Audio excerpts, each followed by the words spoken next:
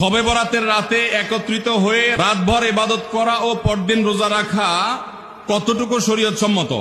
ভাইয়েরা আমার, শবে বরাত উপলক্ষে রাতভর একত্রিত হয়ে মসজিদে ইবাদত বন্দেগী করা কোন হাদিস দ্বারা প্রমাণিত নয়। এবং দিনের বেলা যে রোজা, এই রোজা শবে বরাত উপলক্ষে না, এটা হলো শাবান উপলক্ষে রোজা। এই রোজা হলো আইয়াম বীজ উপলক্ষে রোজা। নবী করিম সাল্লাল্লাহু আলাইহি ওয়াসাল্লাম শাবান মাসে এমনি বেশি বেশি নফল রোজা রাখতেন, সেই হিসাবে আপনিও রাখবেন।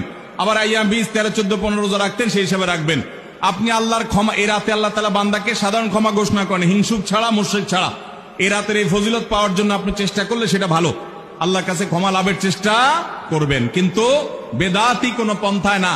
অনেকে বলে যে এত রাকাত নামাজ, অমুকটা এত সূরা এত রাকাতে পড়তে হবে, এগুলা মন গড়া কথাবার্তা, এগুলার কোনো ভিত্তি কোরআন হাদিসে নাই।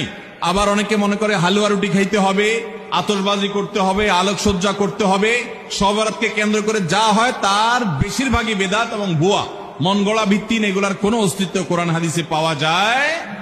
আল্লাহ আমাদের সবাইকে সুন্নাহ মেনে চলার তৌফিক দান করুন। আমরা সুন্নাহ মেনে চলবো। শাবান মাসের সবচেয়ে বড় আমল হলো নফল রোজা রাখা, বেশি বেশি রাখবো তো ইনশাআল্লাহ।